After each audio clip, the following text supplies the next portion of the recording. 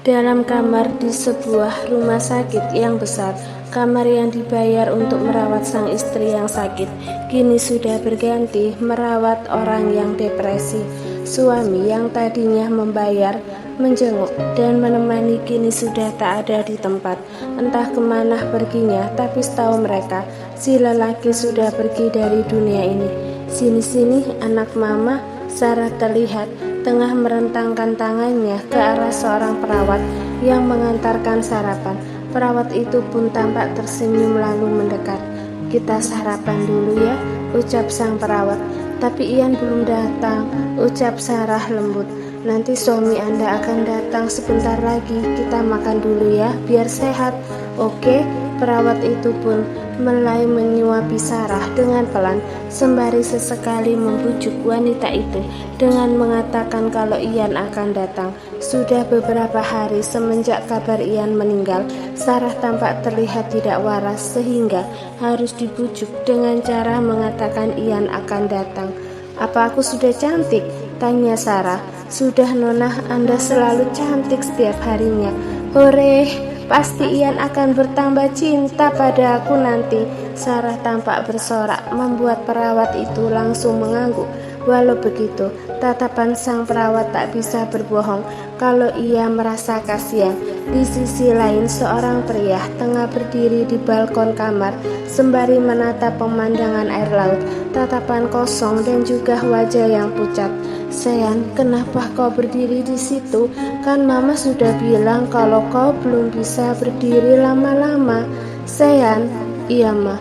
"Ayo berbaring, kau tidak boleh terlalu lelah." Sayang pun langsung menoleh ke arah sang ibu sembari memegangi kepalanya. "Apa aku melupakan sesuatu?" tanya Sean tampak meringis memegangi kepalanya. "Kan Mama sudah bilang ingatanmu sebagian hilang, jadi bisa saja kau melupakan hal yang penting bagimu." Jelas ibunya Sean atau Ian. "Iya, aku tahu, tapi apa itu?" "Mungkin kau melupakan kalau kau dulu adalah seorang dosen, atau mungkin kau melupakan teman-teman baikmu," jawab ibunya Ian menuntun laki-laki itu ke tempat tidur. "Jangan dipikirkan lagi ya, minum obatnya, lalu istirahat. Suatu hari nanti kau pasti akan bisa mengingatnya," lanjut ibunya Ian, memberikan beberapa pil sembari tersenyum penuh arti. Kediaman baru Rehan dan Kinara. "Bergerak lagi," ucap Rehan kagum melihat pergerakan di perut Kinara. "Sakit sayang?" tanya Rehan menyentuh permukaan perut Kinara yang semakin membesar. Kinara langsung menggeleng walau merasa sedikit tak nyaman sesekali, tapi ia tak merasakan sakit yang teramat. "Kira-kira dia sedang apa ya?" tanya Rehan mengelus permukaan kulit perut bekas terlihat pergerakan bayi mereka. Mungkin menendang," kata dokter itu. "Berarti dia sedang menyapa kita. Kan aku sapa balik ya." Rehan langsung mencium perut Kinara lalu kembali mengelus lembut perut sang istri. "Anak Dedi, apa kabar sayang? Kalian berdua baik-baik saja kan? Sudah tidak sabar ya mau keluar dari perut Mami?" "Sabar ya sayangnya Dedi, sebentar lagi kalian akan lahir ke dunia dan kita akan jalan-jalan nanti," ucap Rehan membuat Kinarah tertawa kecil karena geli saat Rehan menggelitiki perutnya. "Kalian mau dijenguk baby?" tanya Rehan pelan, alhasil mendapatkan cubitan di lengannya. "Sakit sayang." "Jangan begitu." Rehan langsung memanyunkan bibirnya lalu kembali fokus pada perut sang istri. "Nah, sebelum kalian lahir, izinkan Dedi kalian ini untuk bersenang-senang dengan Mami ya, karena nanti kalau kalian sudah lahir, Mami akan sibuk mengurus kalian. Jangan cemburu dengan anak sendiri," tegus Kinarah membuat Rehan langsung memasang wajah cemberut. "Kalau mereka menyita semua perhatianmu nanti, aku tentu saja akan cemburu." "Dasar pencemburu," ucap Kinarah mencubit gemas pipi Rehan. "Coba jangan bergerak sayang." "Maksudnya?" tanya Rehan dengan kening berkerut. "Coba diam dan jangan bergerak. Ada yang ingin aku lihat darimu," Rehan pun langsung mengikuti permintaan sang istri. Ia yang sedari tadi duduk di bawah pun diam dan hanya matanya saja yang bergerak. Mulailah Kinarah menyentuh wajah Rehan dengan lembut, menyentuh satu persatu bagian di wajah sang suami, kecuali bola mata. "Bernafas sayang," ucap Kinarah pelan sembari mencolek ujung hidung Rehan. Benar saja, laki-laki itu langsung menghembuskan nafas panjang, lalu menghirupnya seperti biasa. "Aku hanya ingin menyentuh wajahmu yang ternyata sangat tampan," lanjut Kinarah tersenyum memperlihatkan gigi putihnya. "Sejak kapan aku tampan?" tanya Rehan masih belum menunjukkan ekspresi apa-apa alias datar. "Mungkin sejak lahir," jawab Kinarah asal. "Mungkin," tanya Rehan masih tetap ekspresi datar. "Maksudku melihat kau sekarang dan kemarin-kemarin, kau itu memang tampan dari lahir," jelas Kinarah sembari menyentuh pipi Rehan. "Jadi kau baru saja menyadari aku tampan hari ini, begitu ya?" Aku merajuk. Rehan langsung berdiri dan pergi ke tempat tidur, lalu membaringkan tubuhnya. Laki-laki itu menarik selimut dan menutupi seluruh tubuhnya.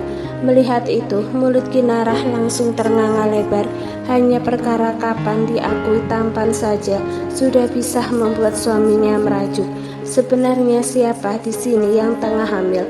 Mengapa mood suaminya itu lebih buruk dari dirinya sendiri yang sedang hamil? Kediaman Nyonya Ambar. Nyonya asisten Steve sudah datang.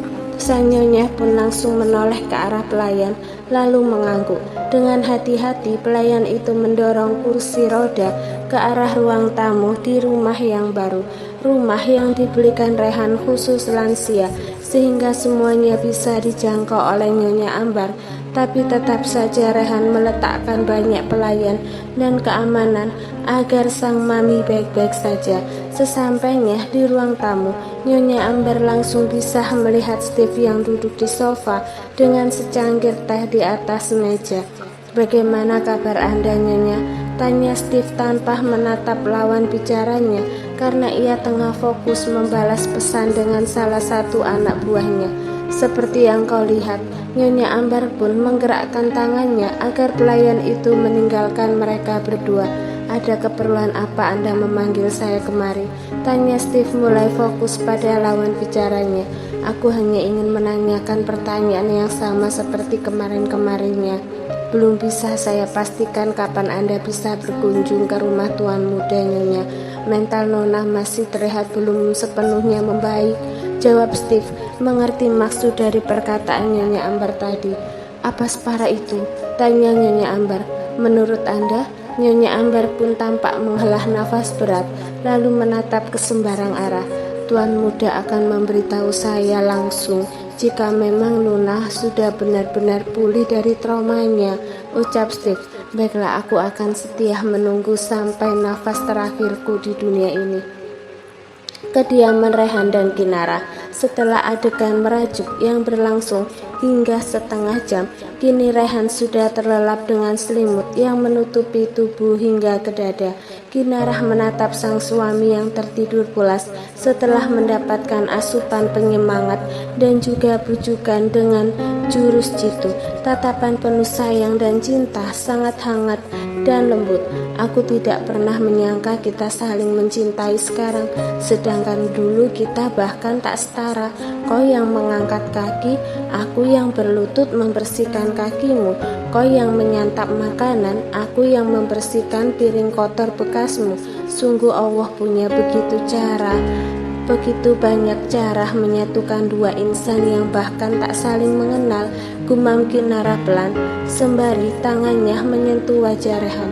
"Sayang," panggil Kinarah pelan dengan tangan yang sudah berpindah ke dada sang suami dan mengelus lembut dada suami tercintanya itu. Mandi yuk, sebentar lagi sudah waktunya sholat," ajak Kinarah. Rehan pun tampak menggeliat dan membuka matanya, menatap sang istri tanpa berkedip, lalu mencium Kinarah beberapa kali. "Gendong," rengek Rehan. "Mau digendong di punggung atau digendong depan?" tanya Kinarah mencubit gemas pipi Rehan. "Di kasur." "Hah? Maksudnya?" Bulan sudah berganti, kehamilan Kinara semakin mendekati masa melahirkan. Namun itu masihlah terlalu cepat jika langsung dibawa ke rumah sakit. Kini Kinara tengah duduk di depan teras menggunakan jilbab kurung sembari memakan mie goreng buatan sang suami. Enak mie-nya, tanya Rehan menghampiri Kinara dengan membawa segelas jus untuk dirinya sendiri. Enak, masakanmu memang selalu enak, jawab Kinarah memberikan 2 jempol. Anak-anak Dedi suka mie-nya, tanya Rehan mengelus perut besar sang istri sembari sesekali mencium perut istri tercintanya itu. Suka Dedi, sahut Kinarah menirukan suara anak kecil. Alhamdulillah kalau suka, sehat-sehat ya anak-anaknya Dedi. Nanti keluar dari perut mami baik-baik ya. Rehan kembali mencium perut Kinara, lalu beralih mencium kening sang istri. Mau jus? Pintah Kinara menatap selera jus milik Rehan. Rehan pun langsung mengambil gelas berisi jus yang belum ia minum lalu memberikannya pada Kinara. Sayang, apa kau sudah benar-benar memaafkan mami? Tanya Rehan pelan. Kinara pun langsung menatap suaminya itu lagi. Untuk apa marah lama-lama? Toh kita sebagai manusia harus saling memaafkan. Mendengar itu, Rehan tampak menghela nafas lega. Ia memang sudah pernah mendengar jawaban ini sebelumnya. Hanya saja, ia masih sedikit ragu apakah Kinara benar-benar mau memaafkan ibunya atau hanya tak enak hati padanya saja. Mami ingin sekali bertemu denganmu dan meminta maaf secara langsung. Apa kau mau menerimanya? Nyonya besar ingin menemuiku? Tanya Kinarah tampak terkejut. Ya, Rehan belum mengatakan niat sang mami yang ingin meminta maaf secara langsung karena masih ragu dengan jawaban Kinarah yang sudah memaafkan maminya. Iya sayang, mami sudah lama ingin menemuimu, tapi aku melarang karena takut kau akan semakin membencinya dan juga kau semakin trauma. Ya Allah, padahal walau aku mungkin masih marah, aku akan tetap menerima nyonya besar sayang. Aku sudah belajar dari masa lalu. Di saat aku mempertahankan ego, semuanya malah menjadi rumit. Sekarang ini aku hanya ingin mengubah kepribadianku agar lebih baik lagi, menjadi lebih pemaaf dan mudah mengikhlaskan. Ucap Kinarah membuat Rehan langsung memeluk istrinya itu. Terima kasih karena sudah mau memaafkan mami. Terima kasih sayang. Kinarah tampak tertegun saat merasakan tubuh sang suami yang bergetar. Apa suaminya sedang menangis sekarang? Menangis haru. Iya sayang. Kinarah pun mengelus lembut punggung sang suami hingga tangis itu berhenti. Apartemen Steve. Laki-laki itu baru saja bangun karena kebetulan hari ini ia libur dari segala macam pekerjaan perusahaan, kecuali kalau ada hal yang penting dan mendadak. Setelah selesai mandi, Steve langsung mengganti pakaiannya dengan pakaian santai karena ia ingin menghabiskan waktu dengan makan dan tidur hari ini. Saat ia tengah memakai baju, ponselnya bergetar dengan nada dering yang berbeda dari yang lainnya. Ia sudah tahu siapa yang menelpon karena sengaja membedakan bunyi panggilan itu. Dengan langkah cepat, Steve langsung meraih ponselnya dan menerima panggilan dari Rehan. Saya tuan, sekarang, tanya Steve dengan wajah cemberut, namun nada bicara tetap tegas seperti biasanya. Baik tuan, saya akan membawa nyonya besar ke rumah Anda sore nanti, ucap Steve menghela nafas lega. Akhirnya ia bisa tidur sebentar. Baik tuan. Panggilan pun berakhir. Steve langsung meletakkan kembali ponselnya di atas nakas, lalu membaringkan tubuhnya di ranjang dengan rambut yang masih basah dan berantakan. Aku juga mau punya anak, gumam Steve kembali ke kediaman Kinara dan Rehan. Setelah makan mie dan juga minum jus, Rehan pun membawa sang istri jalan-jalan di halaman rumah dengan tangan yang saling bergandengan. Mereka berdua berjalan pelan sembari melihat tanaman dan juga beberapa jenis pohon yang berbuah. Nanti kalau bayi kita sudah besar, kita buatkan taman bermain di sini ya.